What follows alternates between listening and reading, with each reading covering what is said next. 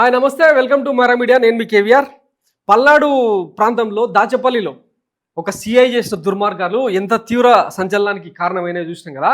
హరికృష్ణ అనే ఒక వైసీపీ కార్యకర్తను జైల్లో వేసి కుల్లబొడిస్తే పాపం కదలలేని స్థితిలో మొత్తం గ్రామ ప్రజలందరూ వచ్చి స్టేషన్ మీద దాడి చేస్తే అప్పుడు కానీ నిందితుడు అంటే పోలీసుల దృష్టిలో నిందితుడు ఆయన చేసిన నేరం ఏందో పోలీసులు స్పష్టంగా చెప్పలేదు, కానీ అప్పుడు కానీ చూపించలేదు. పోలీసు వాళ్ళు ఆసుపత్రికి తీసుకునే క్రమంలో నిన్న విజువల్స్ అన్ని చూసినారు కదా. ఇద్దరు పట్టుకొని చేతులు పట్టుకొని నడిపిస్తే తప్ప నడవలేని కదలలేని స్థితిలో అసలు ఏం నేరం చేసిండు? భారత రాజ్యాంగం, భారత ప్రజాస్వామ్యం ఇదే చూపించిందా? పచ్చచొక్క వేసుకున్న కాకిలా వ్యవహరిస్తున్న ఈ సిఐ మీద నిన్న వైఎస్ జగన్మోహన్ రెడ్డి చాలా సీరియస్ అయ్యాడు. అసలు ఎటువైపు దారితీస్తుంది రాష్ట్రంలో ప్రజాస్వామ్యం? ఈ రాక్షస పాలన కోసమేనా ఈ ప్రభుత్వాన్ని ఎన్నుకుందని చాలా చాలా అంటే చాలా సీరియస్గా ఒక ట్వీట్ వేసింది అనమాట. ఎవరి అండతో ఈ దుర్మార్గాలు చేస్తున్నారు? ఇది రాజ్యహింస కాదా? పౌరులకు రక్షణ ఎక్కడ? మండిపడిన మాజీ CM YS Jaganmohan Reddy.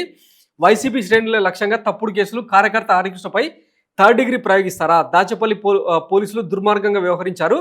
TDP నేత కారులో పోలీస్ స్టేషన్కు తీసుకెళ్తారా? చంద్రబాబు శిశుపాలుడు మాదిరి పాపాలు చేస్తున్నారు. బాధితుడికి న్యాయం జరిగే వరకు ఈ వ్యవహారాన్ని వదిలిపెట్టం.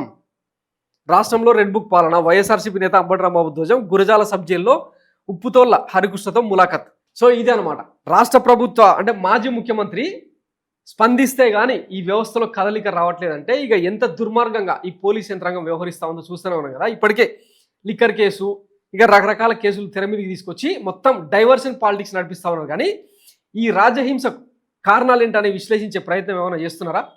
ఇక మన బాబు గారేమో ఢిల్లీ వెళ్ళి అమరావతికి గెజిట్ దానికంటే చట్టబద్ధత కల్పించాలని చెప్పి ఇంకా లాబింగ్ చేస్తూ ఉన్నారంట.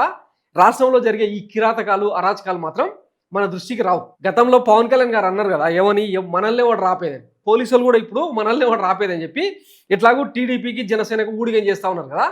ఈ క్రమంలో నిన్న తిరుపతిలో తప్పదాగి అలిపిరి టోల్గేట్ మీద గుద్దుకుంటూ పోయినట్ట టైర్ పంచర్ అయ్యి మొత్తం ఊడిపోయింది. ఇంత ఇంత ఘోరంగా వ్యవహరిస్తూ ఉంది పోలీస్ యంత్రాంగం. అసలు రాష్ట్రంలో వ్యవస్థలు ఏమైనా పనిచేస్తూ ఉన్నాయా? ఇట్లాంటి ప్రభుత్వాన్ని మనం ఎన్నుకున్నది. సిగ్గుపడదాం. ఎందుకంటే సంవత్సర కాలంలో ఇంకా ఎన్ని దారుణాలు చూసినామో ఇంకా తెలియదా? సో ఈ ప్రభుత్వానికి ప్రజలే బుద్ధి చెప్తే తప్ప సోయి రాదు. ఇక ఎట్లా తిరగబడతారు ఏంది రెచ్చగొట్టట్లేదు, కానీ దీనికోసం కాదు కదా.